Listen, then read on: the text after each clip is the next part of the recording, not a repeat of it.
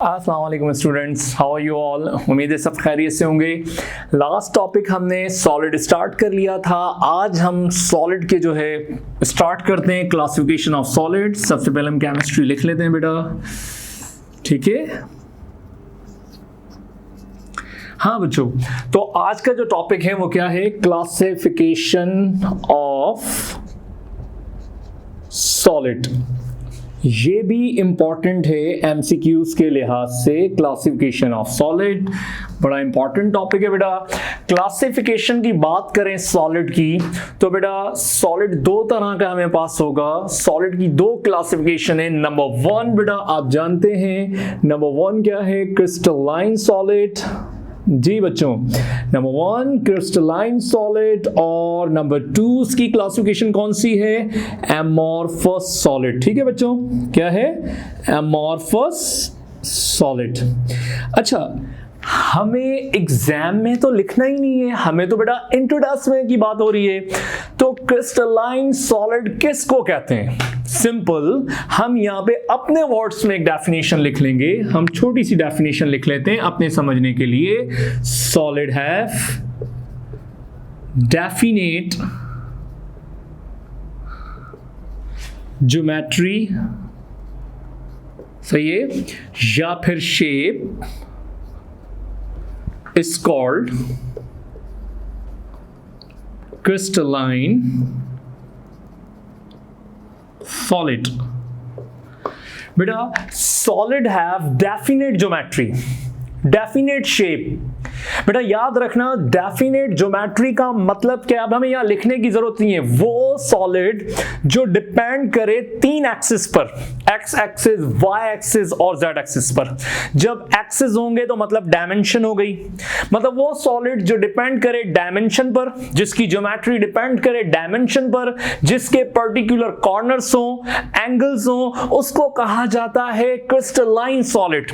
अब आप कोई फर्स्ट ईयर के बच्चे तो हो नहीं जो मैं आपको एक एक चीज इस तरह से एंगल्स या ज्योमेट्री बताऊं, क्योंकि हमारे पास वहां लिखना भी नहीं है। हमने शॉर्ट में क्या लिखा, सॉलिड हैव डेफिनेट ज्योमेट्री।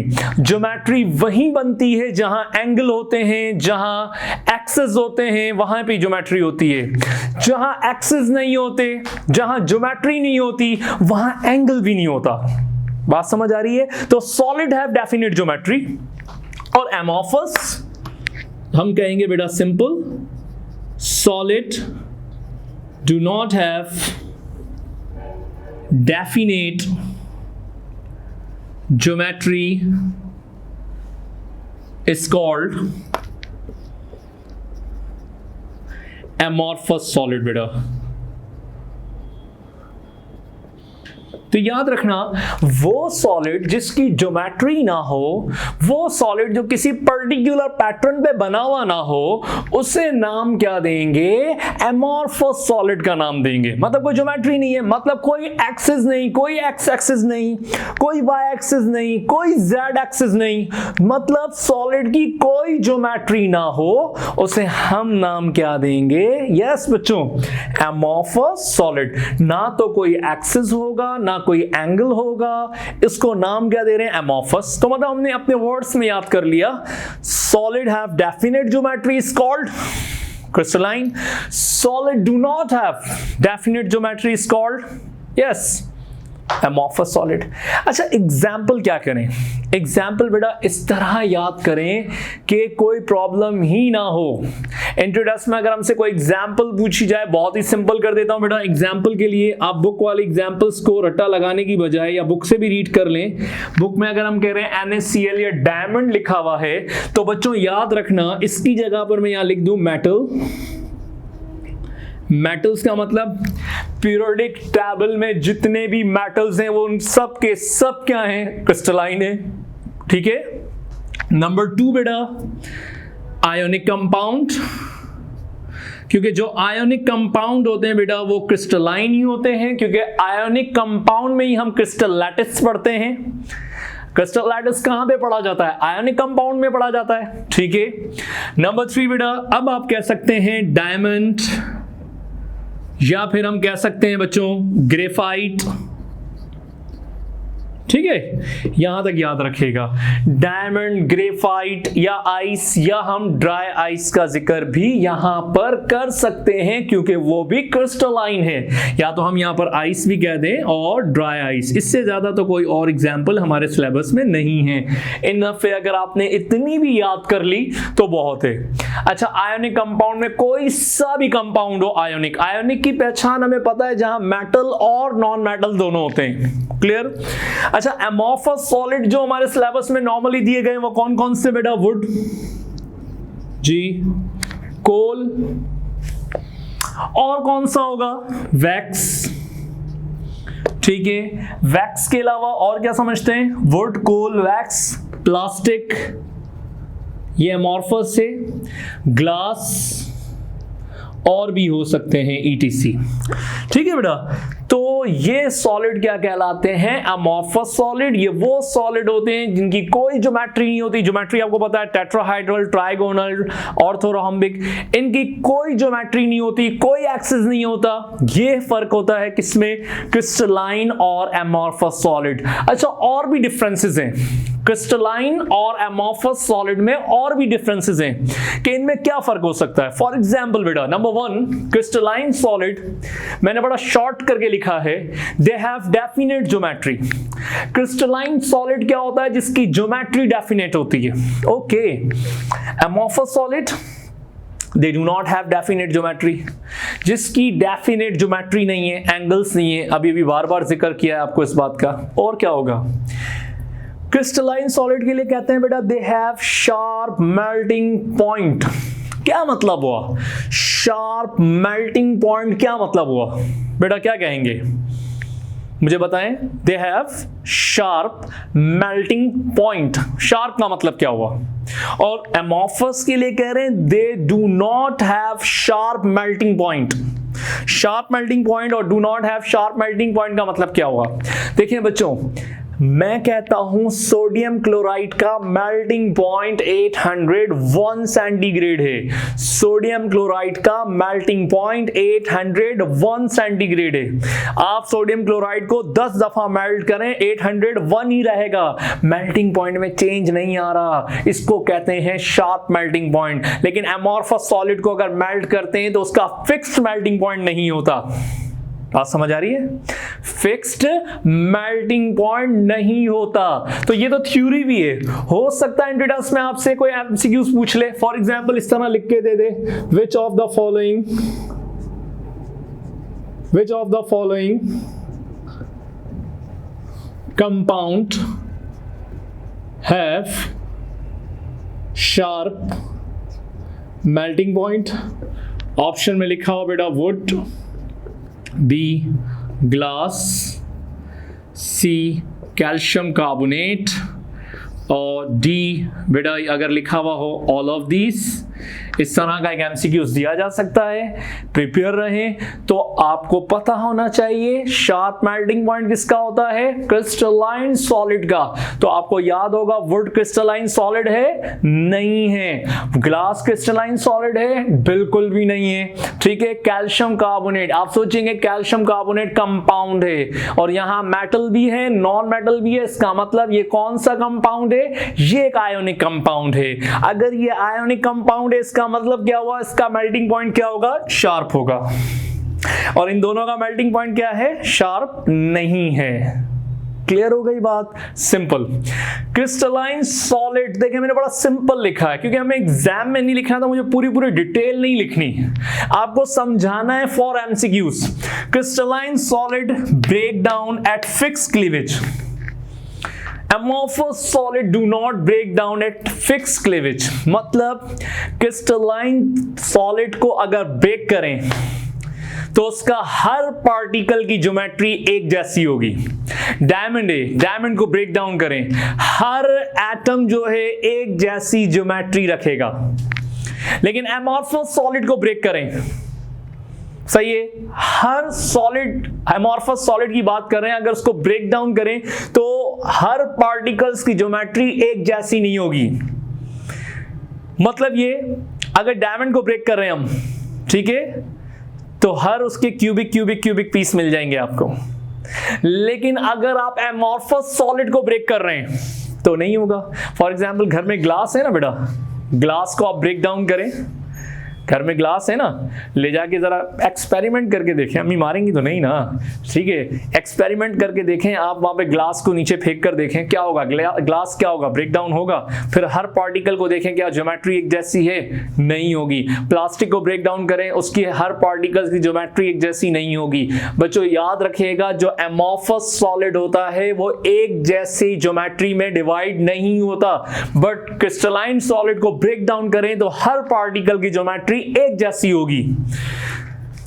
अच्छा, अब ये नया लिखा है बेटा एनआइसोट्रॉपिक। क्रिस्टलाइन सॉलिड जो है एनआइसोट्रॉपिक है और एमॉर्फस सॉलिड जो है वो आइसोट्रॉपिक है। एनआइसोट्रॉपिक और आइसोट्रॉपिक क्या है? Both are physical properties of solid. ये फिजिकल प्रॉपर्टीज हैं, लेकिन है क्या फिजिकल प्रॉपर्टीज, किसको कह रहे हैं? बहुत आसान, आप इसकी मीनिंग याद कर लें, आपका मसला हल हो जाएगा। बुक से थ्योरी पढ़ने की जरूरत ही नहीं है। मीनिंग क्या है बेटा? एनाइसो का मतलब होता है डिफरेंट। हाँ बच्चों, एनाइसो का मतलब होता है डिफरेंट और ट्रॉपिक का मतलब होता है डायरेक्शन, ठीक है, और आइसो का मतलब होता है सेम और ट्रॉपिक का मतलब होता है, अभी बताया आपको, डायरेक्शन। इसका मतलब ये हुआ एनाइसोट्रॉपिक का मतलब डिफरेंट डायरेक्शन और आइसोट्रॉपिक का मतलब क्या हुआ? Same direction. तो क्रिस्टलाइन सॉलिड का क्या मतलब डिफरेंट डायरेक्शन? क्या बात हो रही है? क्योंकि क्रिस्टलाइन सॉलिड जो है वो 3 एक्सिस में है, X axis, Y axis, Z axis, और डिफरेंट डायमेंशन से, डिफरेंट एक्सिस से इलेक्ट्रिसिटी का कंडक्ट होना, डिफरेंट डायरेक्शन से, डिफरेंट एक्सिस से इलेक्ट्रिसिटी का कंडक्ट होना, उसे नाम दिया जाता है एनाइसोट्रॉपिक। डिफरेंट डायरेक्शन, नाम से पता चल गया भाई, क्रिस्टलाइन सॉलिड एनाइसोट्रॉपी है। भूल भी जाएंगे इंट्रोडक्शन से, आपको मीनिंग याद आ जाएगी। एनाइसो की मीनिंग थी डिफरेंट डायरेक्शन, तो आपको पता होगा क्रिस्टलाइन सॉलिड में ही डायरेक्शन होती है, वहां पर ही एक्सिस होते हैं, यहां पर तो कोई एक्सिस होते ही नहीं है।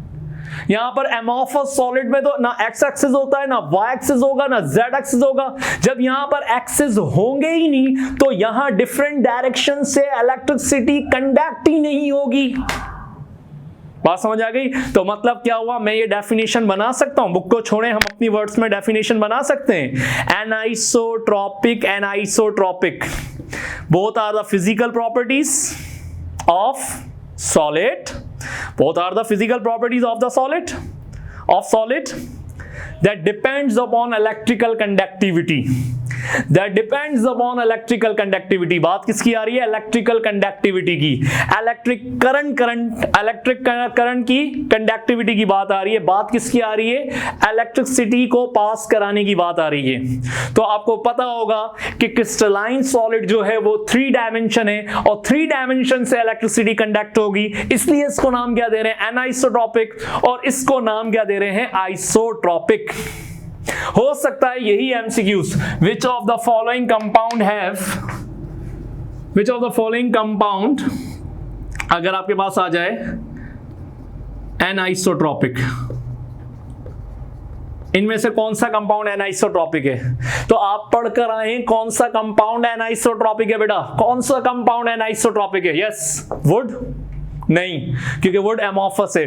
ग्लास नहीं। कैल्शियम कार्बोनेट यस, क्योंकि ये एक आयोनिक कंपाउंड है। और मैंने क्या कहा था? जितने भी आयोनिक कंपाउंड होंगे वो सब के सब क्या होते हैं? क्रिस्टलाइन होते हैं।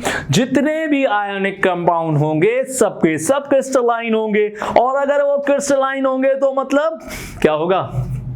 यस, जल्दी से बताओ, कहाँ खो गए? क्रिस्टलाइन होंगे तो क्या होगा बेटा? वो एनाइसोट्रॉपिक होंगे। लेकिन अगर हम आइसोट्रॉपिक की बात करें, जिसमें डिफरेंट डायरेक्शन से करंट पास ही नहीं होगा, मतलब वो इंसुलेटर होते हैं, करंट पास ही नहीं होता। वैक्स में से होता है, वुड में से होता है, नहीं होता। इसलिए यहाँ से, क्योंकि यहाँ डायमेंशन ही नहीं है, तो इलेक्ट्रिसिटी भी कंडक्ट नहीं होगी। बाकी तो आपको सिंपल लास्ट तो वैसे ही पता है कि जो क्रिस्टलाइन कंपाउंड होते हैं वो सिमेट्रिकल होते हैं और एमॉर्फस जो होते हैं वो एसिमेट्रिकल होते हैं। और क्रिस्टलाइन आपको याद होना चाहिए बच्चों, metal, ionic compounds, diamond, graphite, ice, dry ice, आपके और फेडरल की बुक में यही एग्जाम्पल होंगी, इससे बाहर नहीं जाएगी, परेशान ना हो।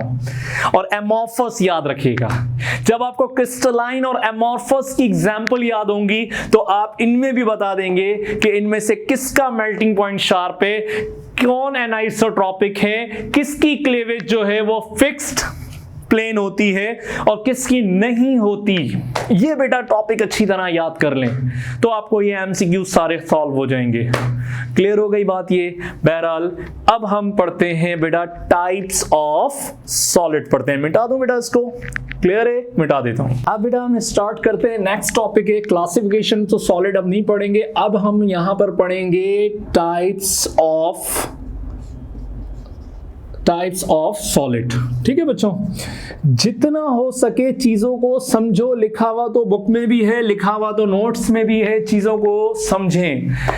टाइप्स ऑफ सॉलिड भी कह सकते हैं, टाइप्स ऑफ क्रिस्टल भी कह सकते हैं। अच्छा, अब ये देखें कि ये भी एक बड़ा इंपॉर्टेंट, जहां पर टाइप्स आती हैं वहां बड़ा इंपॉर्टेंस बन जाती हैं। कौन कौन से क्रिस्टल है, कौन कौन सी टाइप्स है बेटा? नंबर 1, यस, कौन सा? एटॉमिक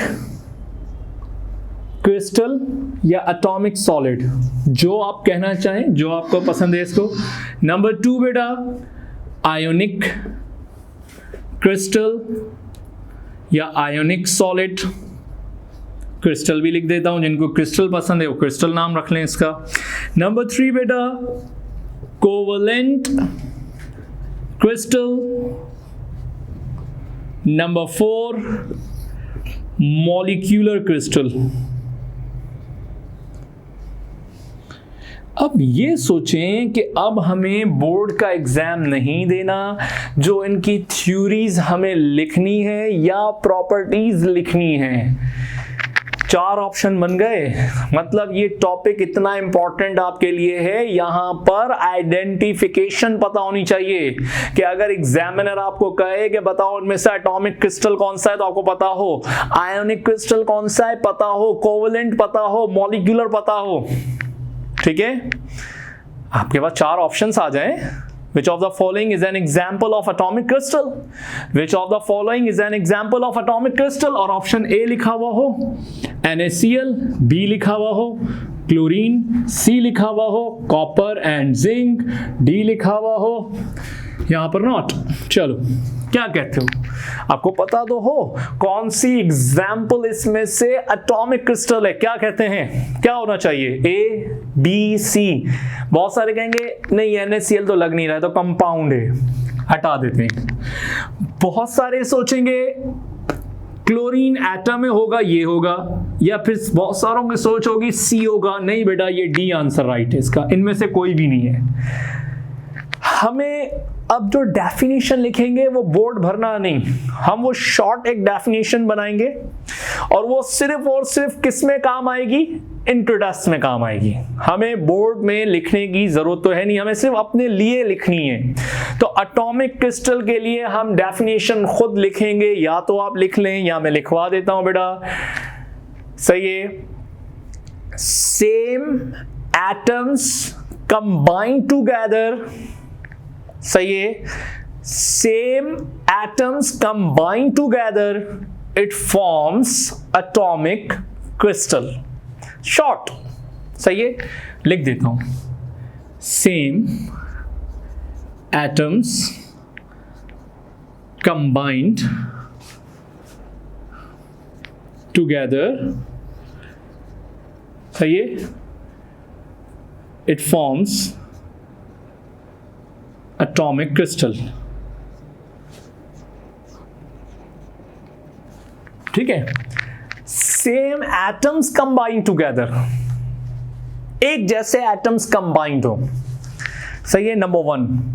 अब समझ नहीं आ रहा, सेम एटम्स कंबाइन टुगेदर। देखो बेटा, अगर मैं कहूं मेरे हाथ में ये आयरन की रॉड है, तो इस आयरन की रॉड में सारे एटम्स किसके हैं? आयरन के हैं। आयरन के अलावा तो कोई दूसरा एलिमेंट नहीं है, एटम्स नहीं है। तो वो सेम एटम्स से मिलकर जो क्रिस्टल बनेगा उसको नाम देंगे एटॉमिक क्रिस्टल।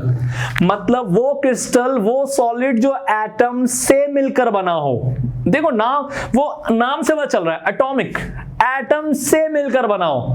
अच्छा, अब यहां पे कंफ्यूजन हो रही है, कौन से एटम से मिलकर बनाओ? सही बेटा, याद रखना दूसरा पॉइंट बड़ा important, only metal is an example of, ये दूसरा MCQ, example of atomic crystal.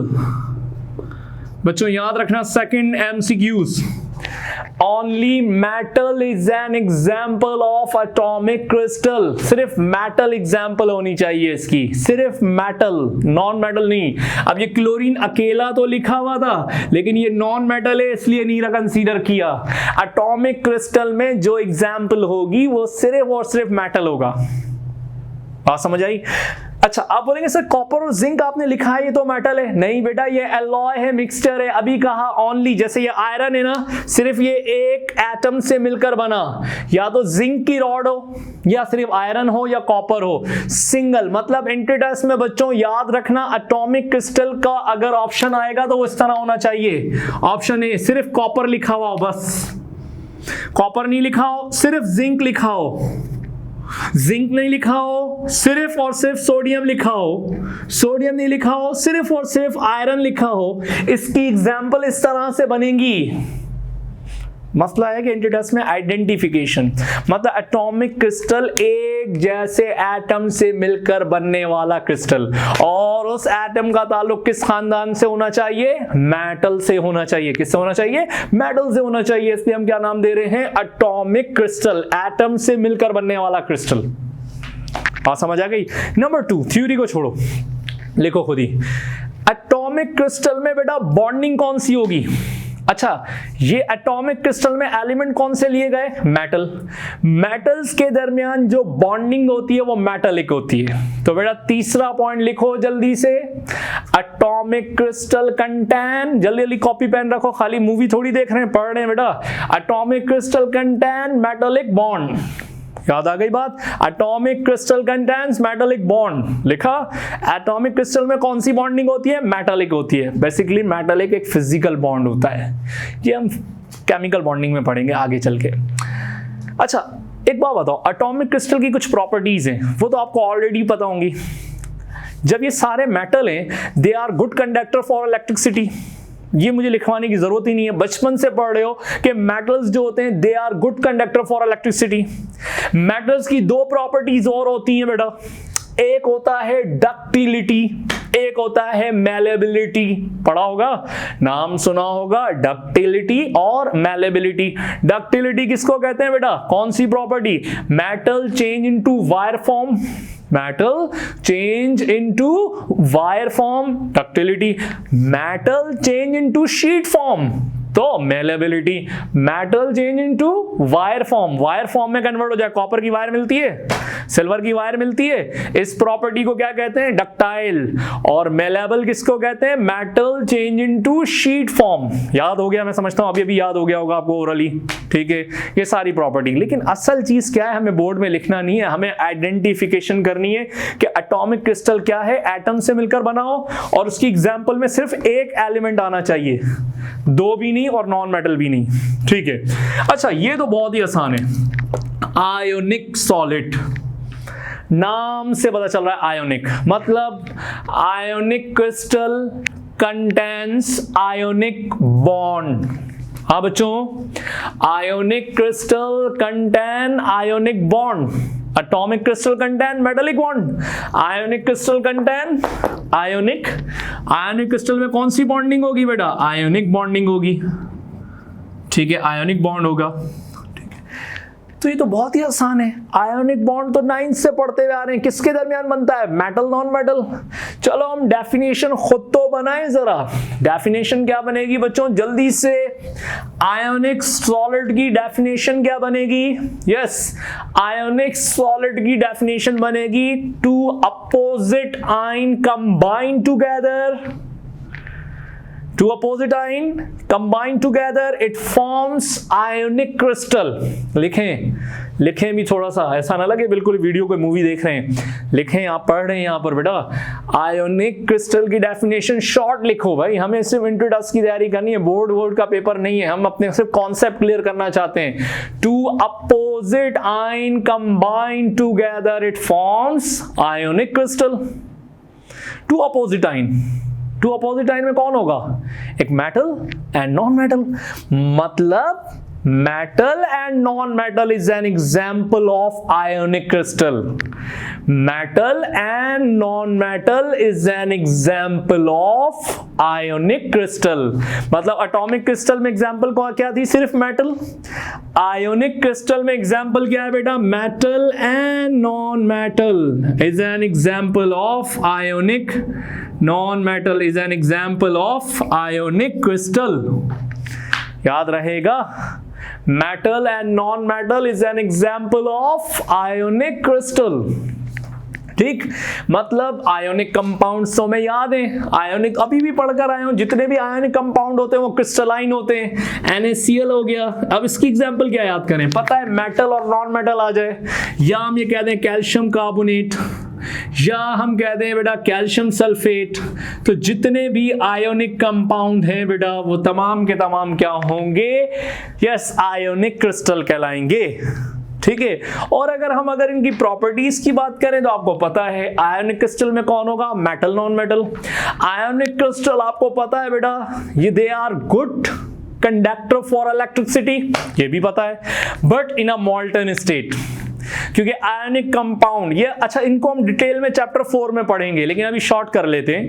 They are good conductor for electricity in a molten state. पिघली हुई हालत में गुड कंडक्टर है, सॉलिड फॉर्म में नहीं। आपको पता है दे हैव हाई डेंसिटी, इनकी हाई डेंसिटी होती है आयोनिक की, रिजिड होते हैं।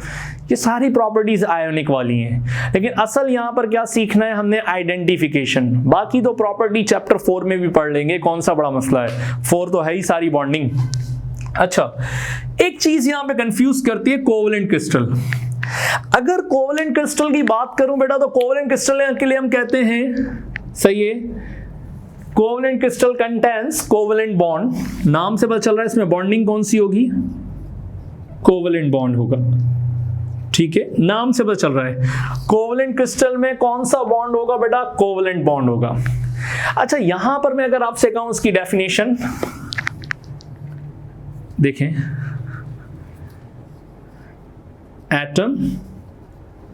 एटम्स केमिकली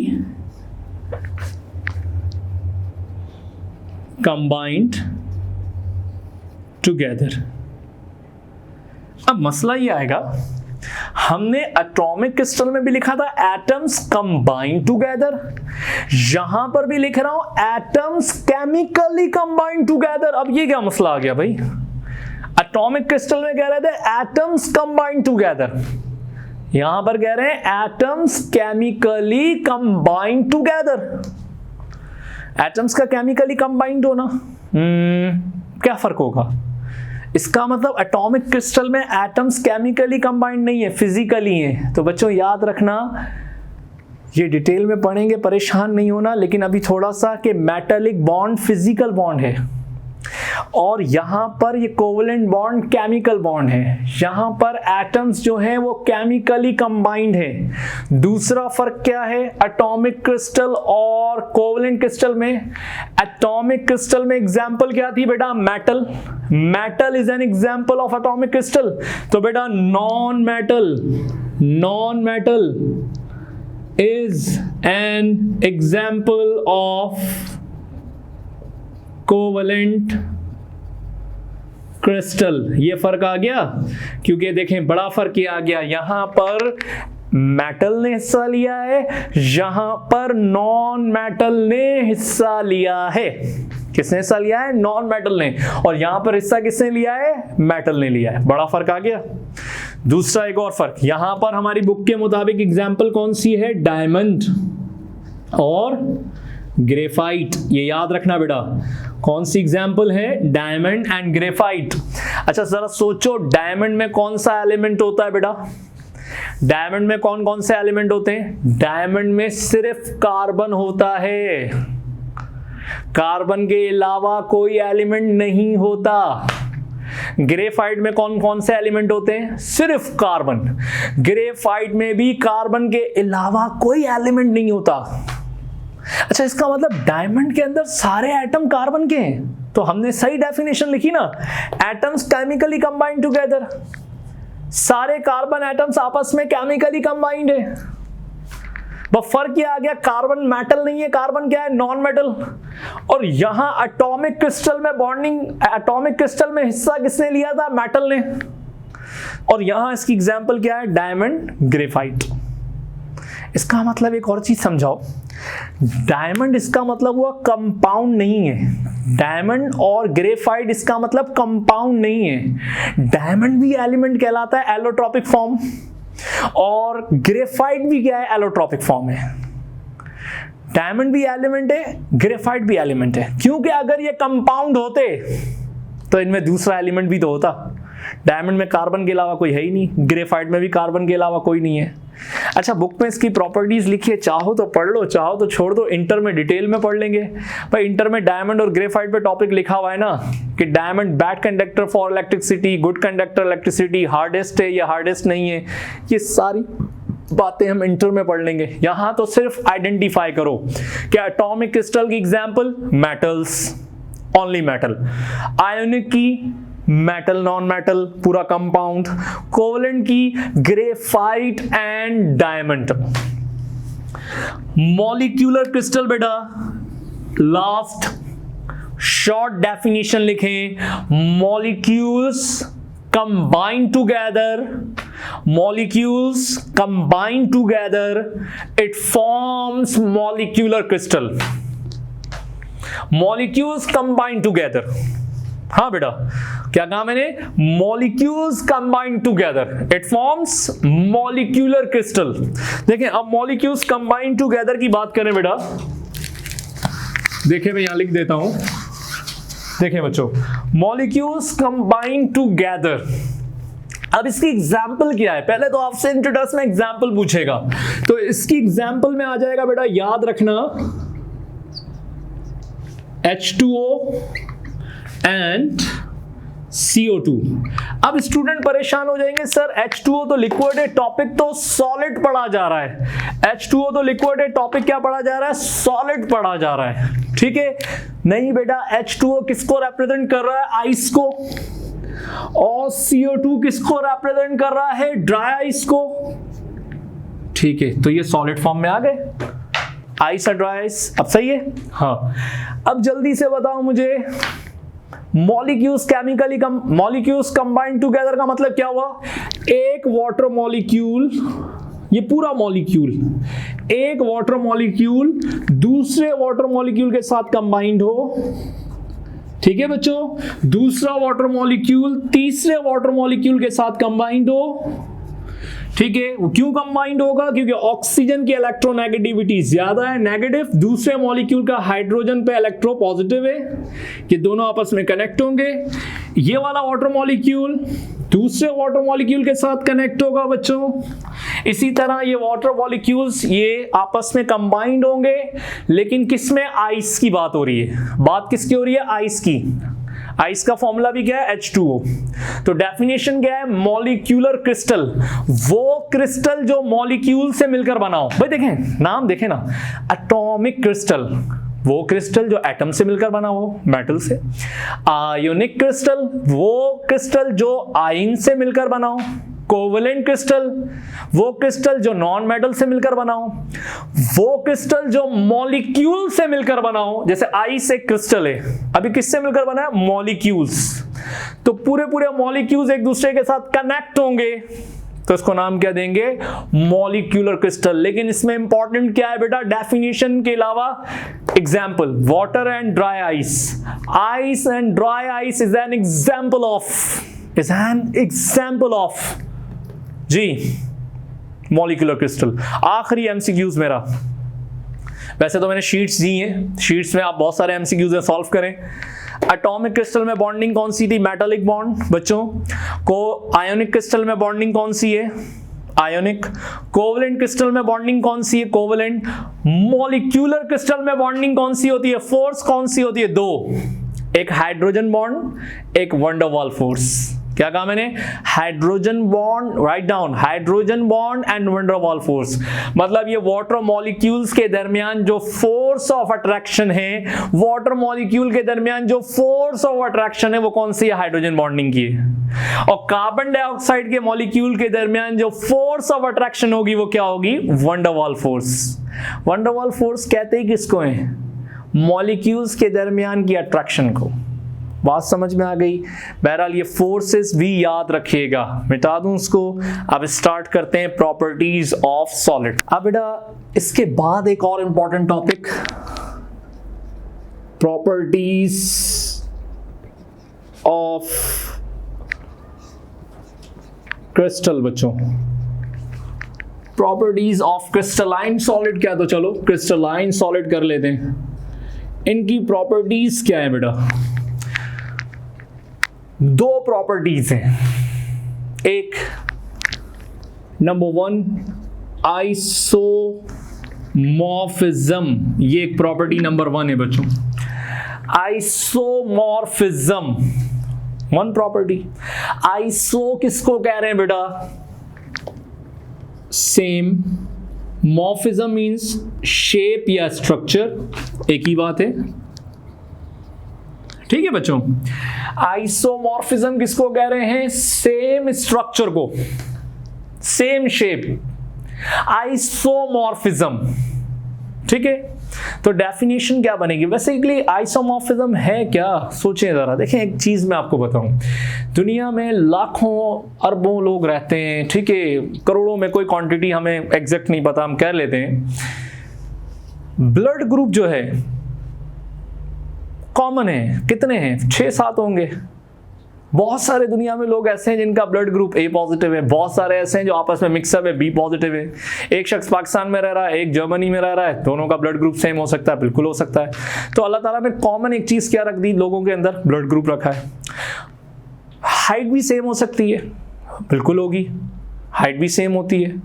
इसी तरह केमिस्ट्री में भी इतनी ज्यादा ज्योमेट्रीज नहीं है, इतनी ज्यादा ज्योमेट्रीज नहीं है। ज्योमेट्रीज ज्यादा से ज्यादा हम कह रहे हैं क्रिस्टल सिस्टम कितने? 7, क्यूबिक, टेट्राहाइड्रल, ट्राइगोनल, इतने।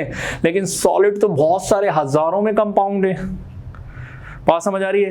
तो ऐसे बहुत सारे कंपाउंड हो सकते हैं जिनकी ज्योमेट्री एक जैसी हो। जैसे मैंने कहा ना, ऐसे बहुत सारे लोग हो सकते हैं जिनका ब्लड ग्रुप सेम हो, जिनकी हाइट सेम हो, जिनके शूज का साइज सेम हो। ठीक है, तो ऐसे बहुत सारे कंपाउंड ऐसा हो सकते हैं जिनकी ज्योमेट्री एक जैसी हो, सेम शेप। लेकिन केमिस्ट्री में, केमिस्ट्री की लैंग्वेज में उसको कह देंगे आइसोमॉर्फिज्म। भाई अब जैसे आम लैंग्वेज में कह रहे हैं, भाई देखो दो कंपाउंड जा रहे हैं, इनकी ज्योमेट्री एक जैसी है। लेकिन अगर मुझे इसको शॉर्ट करके बोलना हो तो मैं कहूंगा देखो ये आइसोमॉर्फिज्म है, खत्म। मतलब अब इसको डिफाइन करना है ना, अब जरूरत तो नहीं है, लेकिन करना चाहते हैं तो हम कह सकते हैं सॉलिड। सही है, सिंपल, ये भी शॉर्ट लिखते हैं, डिफरेंट, क्योंकि हमने कौन सा बोर्ड भरना है, हमें इंट्रोडक्स की तैयारी करनी है। Different solid have same crystalline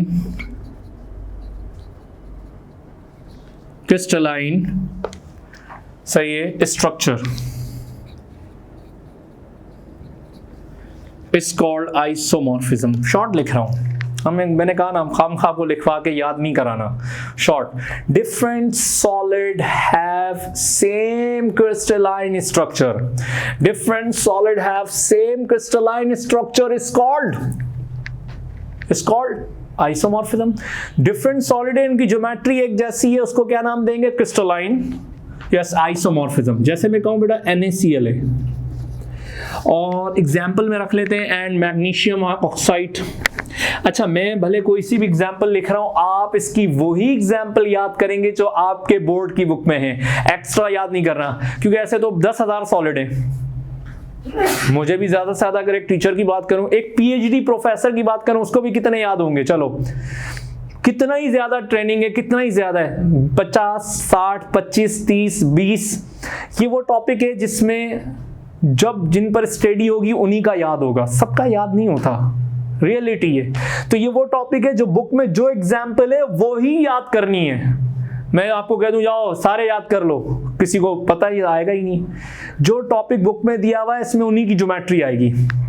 अब sodium chloride and magnesium oxide दोनों का क्रिस्टल स्ट्रक्चर बेटा क्यूबिक होता है, क्यूबिक है, दोनों की ज्योमेट्री क्या है, क्यूबिक है। अच्छा एक बात बताओ, डिफरेंट सॉलिड, ये डिफरेंट है ना, क्योंकि NaCl एक अलग कंपाउंड है, मैग्नीशियम ऑक्साइड एक अलग कंपाउंड है। सोडियम की प्रॉपर्टीज अलग है, क्लोरीन की अलग है, मैग्नीशियम की अलग है, ऑक्सीजन की अलग है, दोनों अलग अलग कंपाउंड है, दोनों का केमिकल बिहेवियर अलग है। ये तो सॉल्ट है ना, अगर सॉल्ट घर में नहीं मिल रहा, मैग्नीशियम ऑक्साइड मिला के खा लेंगे, नहीं खाएंगे, बेस है भाई, कौन खाएगा, ठीक है। तो दोनों का केमिकल बिहेवियर अलग, लाजमी सी बात है, दोनों की डेंसिटी अलग, दोनों का मेल्टिंग और बॉइलिंग पॉइंट अलग, लेकिन दोनों में क्या चीज कॉमन है, सिर्फ और सिर्फ स्ट्रक्चर, ज्योमेट्री। इसको कहते हैं केमिस्ट्री में, यस, आइसोमॉर्फिज्म। अच्छा एक पॉइंट जल्दी से लिखवा देता हूं, क्या मैं यहां कह सकता हूं, चलें लिख देता हूं, दे हैव, साथ साथ लिखें, they have different chemical properties, they have different chemical properties।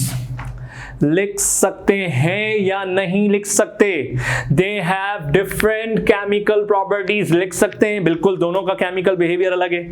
Number 2 बेटा, they have different physical properties, लिख सकते हैं या नहीं लिख सकते, बिल्कुल लिख सकते हैं। क्यों? क्योंकि भाई दोनों का melting point, boiling point, density सब अलग है, सिर्फ एक चीज के अलावा, ज्योमेट्री के, ठीक है। एक चीज सेम है बेटा इनमें, they have same empirical formula ratio, they have same empirical formula ratio। Isomorphism में ये शर्त लाजमी है, दोनों का एम्पेरिकल फॉर्मूला रेशो एक जैसा होना चाहिए, मतलब 1:1। बुक में चेक करो और एग्जाम्पल है, वहां पर भी एम्पेरिकल फॉर्मूला रेशो सेम होगा, 1:1। बच्चों याद रखना, दो कंपाउंड जिनकी ज्योमेट्री सेम होगी उनमें एम्पेरिकल फॉर्मूला रेशो भी सेम होगा, ये हमेशा याद रखना। दो कंपाउंड जिनकी ज्योमेट्री सेम होगी उनमें एम्पेरिकल फॉर्मूला रेशो भी सेम होगा, क्लियर है, याद रहेगा। लेकिन उनमें क्या चीज डिफरेंट है, chemical behaviour and physical behaviour. Clear हो गई बात, मिटा दूं इसको। अब सेकंड अगर हम बात करें बेटा, पॉलीमॉर्फिज्म। पॉली मींस बेटा मैनी, और मॉर्फिज्म का मतलब होता है स्ट्रक्चर, डिफरेंट स्ट्रक्चर। एक से ज्यादा स्ट्रक्चर की बात हो रही है, एक से ज्यादा शेप की बात हो रही है बच्चों। मैनी स्ट्रक्चर क्या होता है, देखें वहां पे क्या था, different compound having a same crystalline structure. तो ये डेफिनेशन इसके अपोजिट बनेगी बेटा, सेम कंपाउंड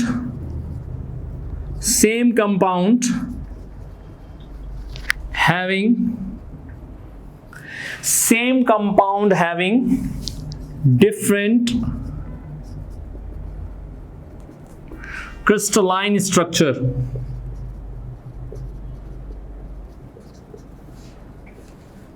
एक ही कंपाउंड है, उसके स्ट्रक्चर एक से ज्यादा हैं, एक से ज्यादा ज्योमेट्रीज हैं। अच्छा एक एग्जाम्पल दूं केमिस्ट्री से हटके, क्योंकि इससे हटके टॉपिक से हटके आपको थोड़ा समझाने के लिए। अल्लाह तो कुदरती चीज़ों के नाम कुछ ऐसे हैं, एक ही रखे हैं, लेकिन हम मार्केट में जाएं तो डिफरेंट शेप्स में मिलती हैं। केमिस्ट्री से हटके पहले ही कह रहा हूँ, ये नहीं कि इससे मिला लें, एक ऐसे ही आपको समझाने के लिए। मार्केट में जाए, हम राइस खाते हैं, चावल की बात कर रहे हैं, राइस जो है नाम तो राइस ही है, सब में कार्बोहाइड्रेट ही है, लेकिन आप देखें कि उनके नेम्स अलग अलग हैं, व्हाइट भी मिलेंगे, येलो भी मिलेंगे, शेप देखें कुदरत ने चेंज कर दिया। मार्केट में जाएं तो मैंगोज हैं जितने भी हैं, ठीक है, अब नाम तो सबका ही मैंगो है, ठीक है, लेकिन क्या है कि उनके अलग अलग पर्टिकुलर हमने भी नाम दिए हुए, जायके भी अलग, थोड़ा सा में टेस्ट में भी चेंज मिलेगा। इसी तरह एप्पल्स हैं, ग्रीन एप्पल है, सही है, अलग हम कहते हैं, गोल्डन है, डिफरेंट एप्पल्स हैं। कुदरत ने देखें डिफरेंट उनके शेप बनाई है, लेकिन नाम उनका क्या पर्टिकुलर एक ही है, क्योंकि उनकी सबकी नेचर, उनमें एलिमेंट सेम ही होता है। ये हम आम जिंदगी से रिलेटेड बात कर रहे थे। केमिस्ट्री में आ जाते हैं तो इस तरह केमिस्ट्री में भी बहुत सारे कंपाउंड ऐसे हैं जो एक से ज्यादा ज्योमेट्री में पाए जाते हैं, एक से ज्यादा ज्योमेट्रीज है उनकी। उनको नाम क्या देते हैं? उसको नाम देते हैं पॉलीमॉर्फिज्म। और हमारी बुक में खुशनसीबी की बात है, एक एग्जाम्पल है बेटा, कैल्शियम कार्बोनेट आपकी बुक में। ये कंपाउंड एक ही है, इसकी दो ज्योमेट्रीज का नाम दिया गया है बुक में, एक कैल्साइट, नंबर 2 एरागोनाइट। ये दो ज्योमेट्रीज हैं। कैल्साइट किसको कहते हैं पता है आपको? कैल्साइट कहते हैं ट्राइगोनल को, और एरागोनाइट किसको कहते हैं? ऑर्थोरोम्बिक को कहते हैं। ये ज्योमेट्रीज के नाम है ना आगे लिखे में। कैल्साइट किसको कहते हैं? यस, कैल्साइट किसको कहते हैं बच्चों? क्या काम है ना? कैल्साइट, ट्राइगोनल, और ऑर्थोरोम्बिक को क्या कहते हैं? एरागोनाइट। आप ये सोचें, कंपाउंड तो एक ही है ना, सेम है ना। जब कंपाउंड एक है तो प्रॉपर्टी तो सेम ही होगी। तो they have same chemical properties. चलो, प्रॉपर्टीज सेम ही है chemical. They have same empirical formula ratio, यहां भी एम्पेरिकल फॉर्मूला सेम ही होगा। कंपाउंड एक ही है तो फॉर्मूला रेशो भी सेम होगा। लेकिन बेटा जब दोनों की ज्योमेट्रीज अलग हैं तो दोनों की ज्योमेट्रीज अलग होने का मतलब दोनों का मेल्टिंग पॉइंट अलग, बॉइलिंग पॉइंट अलग हो गया। प्रॉपर्टी में तो चेंज आ रहा है ना, क्योंकि मेल्टिंग और बॉइलिंग पॉइंट किसकी वजह से चेंज होता है? ज्योमेट्री की वजह से। तो बेटा यहां हम कहेंगे they have different physical properties. तो बच्चों याद रखना, ये डेफिनेशन भी आ सकती है, they have same chemical properties but different physical properties is called polymorphism। लेकिन isomorphism में क्या था? they have same chemical properties or they have different chemical properties, they have different chemical properties and physical properties। isomorphism में chemical और physical properties अलग अलग हैं, लेकिन पॉलीमॉर्फिज्म में केमिकल और फिजिकल प्रॉपर्टीज दोनों में क्या फर्क है? केमिकल सेम है लेकिन फिजिकल डिफरेंट है। और आइसोमॉर्फिज्म में दोनों ही डिफरेंट थी, आइसोमॉर्फिज्म में दोनों ही डिफरेंट थी। यहां पर केमिकल सेम है और फिजिकल डिफरेंट है। केमिकल सेम तो होगी क्योंकि कंपाउंड तो एक ही है। चले देखता हूं कि आपने कितना सीखा। एक एमसीक्यूज लिख रहा हूं तो देखें आपने कितना सीखा। ठीक है, देखें यहां पर एक एमसीक्यूज लिख रहा हूं बेटा।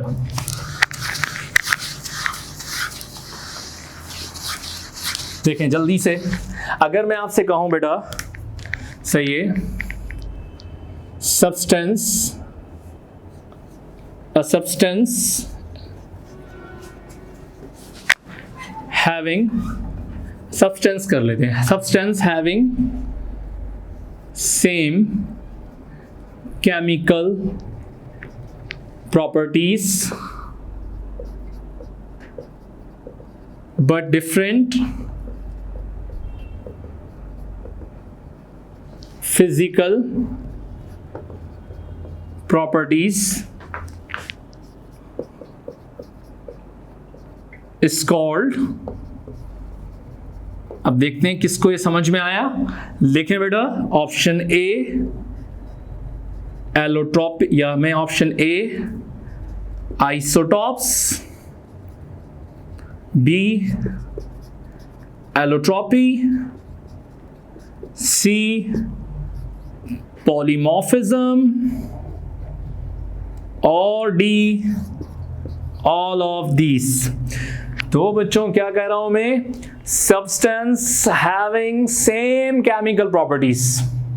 अभी आप कहेंगे सर अभी तो आपने बताया है जहां केमिकल प्रॉपर्टी सेम होगी और फिजिकल डिफरेंट होगी उसको नाम क्या देंगे? आप फौरन कहेंगे सर पॉलीमॉर्फिज्म। नहीं, यहां होगा ऑल ऑफ दीज। बेटा याद रखना, हमारी फर्स्ट ईयर की बुक में और इंटर की बुक में 3 टॉपिक ऐसे हैं, आइडेंटिफाई करा रहा हूं, बच्चे अक्सर याद नहीं रखते। 3 टॉपिक ऐसे हैं जिनकी डेफिनेशन एक ही है, आइसोटॉप्स, एलोट्रॉपी एंड पॉलीमॉर्फिज्म। तीनों की डेफिनेशन यही है, same chemical properties but different physical properties. क्या कहा? ये 3 टॉपिक ऐसे हैं जिनकी डेफिनेशन एक ही है। आइसोटॉप्स के लिए भी क्या कहते हैं? Same chemical properties but different physical properties. Allotropy के लिए भी क्या कहते हैं? Same chemical properties but different physical properties. Polymorphism के लिए भी क्या कहते हैं? Same chemical properties but different physical properties. तो याद रखना, तीनों की डेफिनेशन एक जैसी है। बात समझ में आ गई? क्लियर हो गई चीज यहां तक? अच्छा, अब आप बोलेंगे सर फर्क क्या है? तो बेटा एक चीज का फर्क है, डेफिनेशन तो एक ही है। आइसोटॉप्स जो वर्ड होता है वो यूज होता है एटम्स के लिए। आप पढ़ते हैं ना भाई, आप हाइड्रोजन के आपने इंटर में पढ़ा होगा, isotopes of hydrogen, protium, deuterium and tritium. Atoms की बात हो रही है, खाली एटम्स की।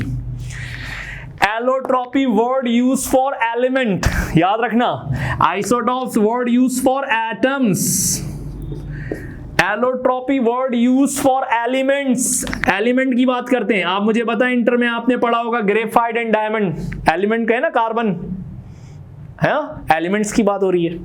Polymorphism word use for compound, ये फर्क है इनमें, कंपाउंड।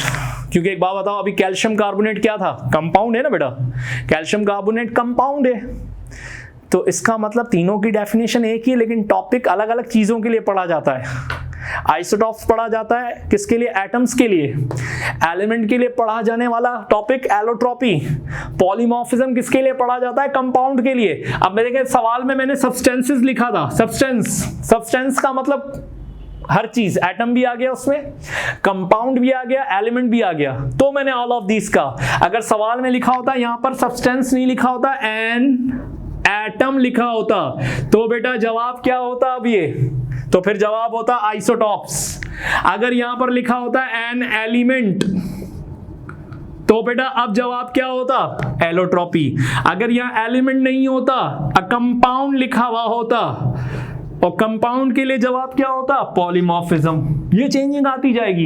लेकिन अगर यहां पर सब्सटेंसेस लिखा हुआ होता तो फिर ऑल ऑफ दीज होता।